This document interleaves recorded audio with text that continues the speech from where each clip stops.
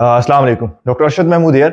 आज की इस वीडियो के अंदर हम बात करेंगे लोकोमोटर सिस्टम एग्जामिनेशन को, जिसको हम कह सकते हैं कि मस्कुलोस्केलेटल सिस्टम एग्जामिनेशन या फिर जॉइंट एग्जामिनेशन। हमारे एग्जाम में कमांड कैसे आती है? आपको पता है कि जॉइंट एग्जामिनेशन कमांड हमेशा रिलेटिव आती है। मोस्टली केसेस कौन से होते हैं? तो केसेस होते हैं जेईई के, एसएलई के, मिक्स कनेक्टिव डिजीज केसेस होते हैं। इसी तरह अगर हो सकता है कि हीमोफिलिक आर्थोपैथी केसेस हो, तो उसमें एग्जामिनर कमांड दो तरह की देता है। या तो डायरेक्टली आपको कहेगा कि भाई musculoskeletal system and relevant examination करो, या फिर कहेगा क्लिनिकल कमांड देगा कि patient presented with the intelligent gait, patient presented with the joint swelling, patient presented with the joint deformity. तो आप इसका एग्जामिन करें। दोनों केसेस में आपने करना क्या है? आपने जॉइंट स्केलेटल सिस्टम एग्जामिनेशन करना है। इसके अंदर उसके स्केलेटल सिस्टम को आपने डिटेल में देखना है। अब स्क्रीनिंग मेथड क्या है जॉइंट को चेक करने का? उसको हम कहते हैं PGALS, that stand for paediatric gait, arm और gait and legs and spine. इस एग्जामिनेशन के थ्रू हम स्क्रीन करते हैं सारे जॉइंट्स को कि कौन सा जॉइंट खराब है, किस जॉइंट में मसला है, और फर्दर हम उसकी स्टडी करते हैं, उसको देखते हैं कि क्या मसला है। ज्वाइंट का एग्जामिनेशन करने के बाद आपने इसका रिलेटिव एग्जामिनेशन करना है, रेलेवेंट एग्जामिनेशन करना है। रेलेवेंट एग्जामिनेशन में क्या इंपॉर्टेंस है? उसके अंदर आपने देखना है एसएलई के स्टिग्मेटा, जिसमें आते हैं malar rash, photosensitivity rash, oral ulcer, nasal ulcer, alopecia. आपने देखना है कहीं पेशेंट को कोई जेई के स्टिग्मेटा तो नहीं है, जैसे कि हेपेटोस्प्लेनोमेगाली, लिम्फोडेनोपैथी। आपने देखना है कोई मैलिग्नेंसी के स्टिग्मेटा तो नहीं है, इसमें लिवर स्प्लीन आ जाएगा, पिटिक ब्रूजेस, लिम्फ नोड आ जाएंगे। आपने देखना है कोई आईबीडी एसोसिएटेड आर्थराइटिस तो नहीं, तो आपको क्लबिंग देखने मिलेगी। आपने देखा है कि पेशेंट के अंदर कोई जो है कोई और क्रोनिक इलनेस तो नहीं चल रही, कोई हीमोफिलिक आर्थोपैथी तो नहीं, तो आपने उसके लिए पर्टिकुलर ब्रूजेस देखने हैं। ये सारा एग्जामिनेशन आपने रेलेवेंट करना है और ये मस्कुलोस्केलेटल के बाद करना है। मस्कुलोस्केलेटल का रूल क्या है? रूल मस्कुलोस्केलेटल का ये है कि आपने पेशेंट को एक्सपोज करना है। आइडियल एक्सपोजर ये है कि पेशेंट की शर्ट ऑफ होनी चाहिए, लेकिन अगर मोडेस्ट रहते हैं आप तो एटलीस्ट उसका जो है वो ये जो उसकी नीचे ट्राउजर है वो यहाँ तक होना चाहिए, और उसकी जो है बाजू शर्ट के वो रोल होने चाहिए। अगर नहीं कर सकते तो आइडियली उसकी शर्ट ऊपर होनी चाहिए। रूल ये है कि आपने हर चीज में 3 स्टेप को रूल याद रखना है। पहला स्टेप है कि आपने इंस्पेक्ट करना है, सेकंड है आपने फील करना है, और थर्ड है मूव करना है। इंस्पेक्ट में आप सबसे पहले आपने जस्ट देखेंगे कि जॉइंट पे कोई डिफॉर्मिटी तो नहीं है, कोई स्वेलिंग तो नहीं है, कोई एट्रोफी तो नहीं है। उसके बाद आपने उसको पल्पेट करना है for tenderness, for temperature, for any obvious deformity.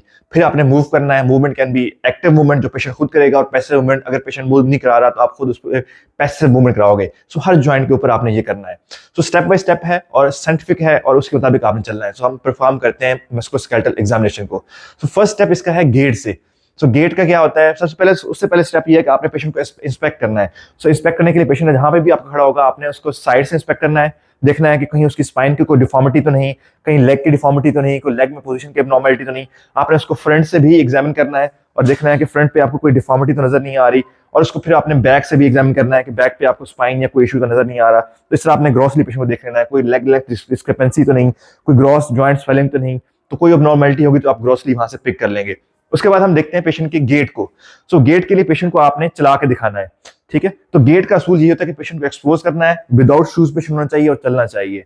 बेटा यहाँ से चल के दिखाओ थोड़ा सा, बस चलो बेटा चल के दिखाओ, शाबाश, उधर तक जाओ, शाबाश। तो गेट में आपने देखना ही है कि पेशेंट कोई इंटेलिजेंट गेट तो नहीं है, कि साइड पेशेंट को मूवमेंट कम तो नहीं है, कोई इसको पेन तो नहीं हो रहा। तो इस तरह आप देख लेना है बेटा। आप इसके बाद आपने चेक कराना है पेशेंट को, टो पे चलाना है और हील पे चलाना है। बेटा आपने पंजों पे चल के दिखाओ, शाबाश, उधर तक जाओ, पंजों पे चल के दिखाओ, शाबाश, वापस आओ, शाबाश। अब अपने एड़ी पे चल के आना, एड़ी पे चल के आना, एड़ी पे चल के आना, इस तरह एड़ी पे चलना है, एड़ी, हाँ, शाबाश। तो आपने इस तरह देख लेना है कि पेशेंट के एंकल जॉइंट चेक कर लिया आपने, उसके सब टेलर जॉइंट चेक कर लिया, मिड टर्सर जॉइंट, फुट के, वो सारे इस तरह चेक हो जाते हैं। अब हम पेशेंट को नेक्स्ट स्टेप है पेशेंट की अपर लिम्ब का एग्जामिनेशन और सर्वाइकल कार्ड का एग्जामिनेशन, जो हमारी हेड एंड नेक का है। तो इसके लिए आइडियल मेथड ये है कि पेशेंट बैठा होना चाहिए काउच के ऊपर, और आप फ्रंट पे आके उसको परफॉर्म करें, और हर स्टेप वो आपका कॉपी करेगा। इसको हम करते हैं नेक्स्ट। बेटा इसके ऊपर आ जाओ, शाबाश, चलो ठीक है। अब मैंने जो करना है चीज करूंगा, वो आपने वही चीज करनी है, ठीक है?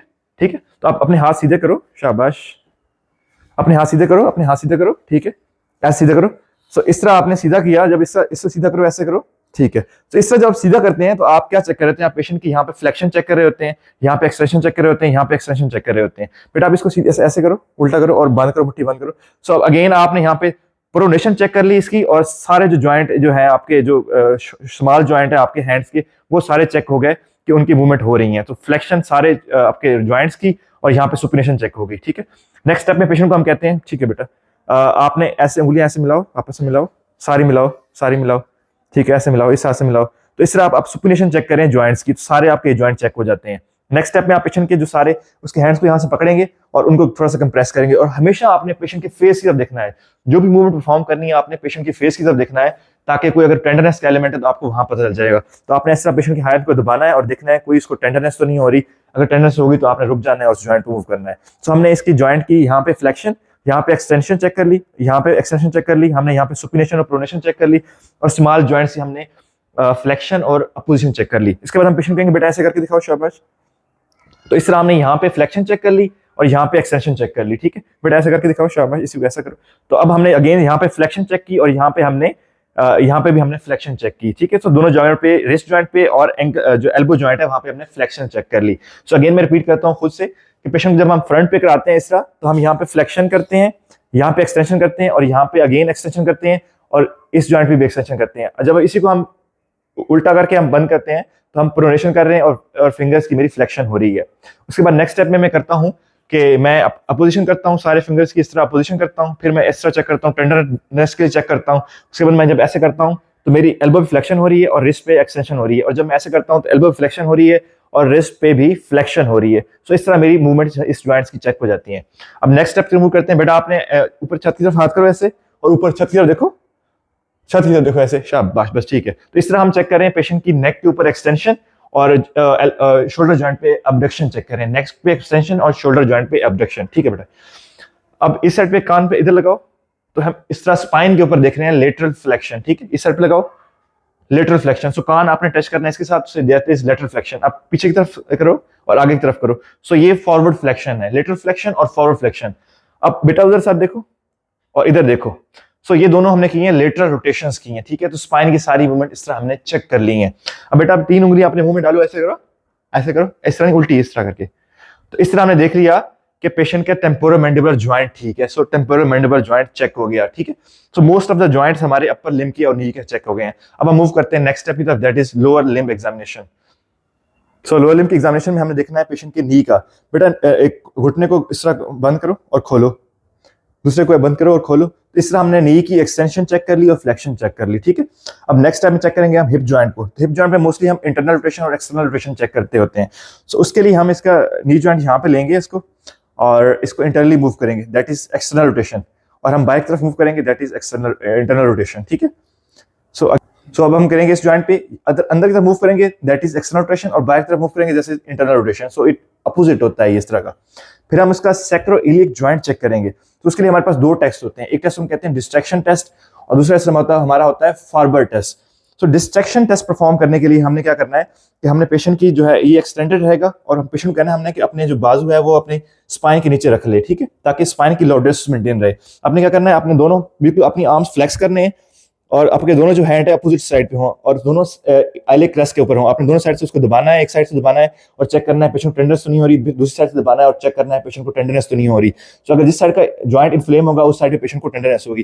तो आपके दोनों हैंड फ्लेक्स होंगे और अपोजिट साइड के होंगे, ठीक है, अपोजिट साइड पे होंगे और आपकी इस तरह फोर्स लगेगी, ठीक है। सो इस तरह आपने जॉइंट को चेक करना है।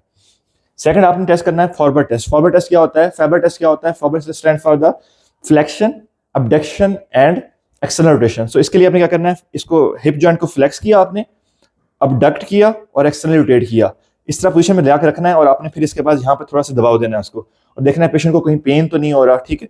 इस तरह आपने दूसरी जोड़ पे चेक करना है, फैबर टेस्ट करना है।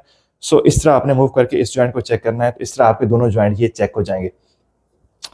बेटा साबित नीचे आ जाओ। कुछ हमारे मैनूवर्स रह गए थे तो हम उसको रैक कर लेते हैं। अपर लिम्ब के जो रह गए थे मैं उसको दोबारा परफॉर्म करता हूँ आपके सामने। कुछ अपर लिम्ब के मैनूवर रह गए थे जो मैं आपको दोबारा बता देता हूँ। तो उसमें हमने चेक करना है बेटा, अपने हाथ जो है इस तरह करो, पीछे इस तरह करो, बांधो।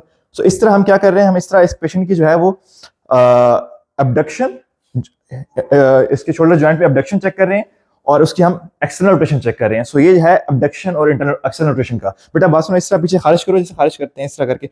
सो इस तरह हम चेक कर रहे हैं पेशेंट के शोल्डर जॉइंट के ऊपर इंटरनल रोटेशन और एडक्शन। सो ये इंटरनल रोटेशन और एडक्शन है, ये 2 मूवमेंट इंपॉर्टेंट है। मैं दोबारा खुद परफॉर्म करता हूँ। सो जब हम ऐसे करते हैं तो हम शोल्डर जॉइंट को अबडक्ट कर रहे होते हैं और एक्सटर्नल रोटेट कर रहे होते हैं, और जब हम पीछे खारिज करने जैसे करते हैं पोजीशन को, तो हम इसमें अडक्ट कर रहे हैं और इंटरनल रोटेट कर रहे हैं। सो शोल्डर जॉइंट की 2 मूवमेंट मिस हो गई थी, तो हमने इसको भी परफॉर्म करना है। आपने सारी ये मूवमेंट परफॉर्म करनी है और आपका एम क्या है? एम ये है कि आपने देखना है किस जॉइंट में मसला है, कहाँ पे इंटेलिजेंट गेट आ रहा है, कहाँ पे पेशेंट का जॉइंट डिफॉर्म है, स्वॉलन है।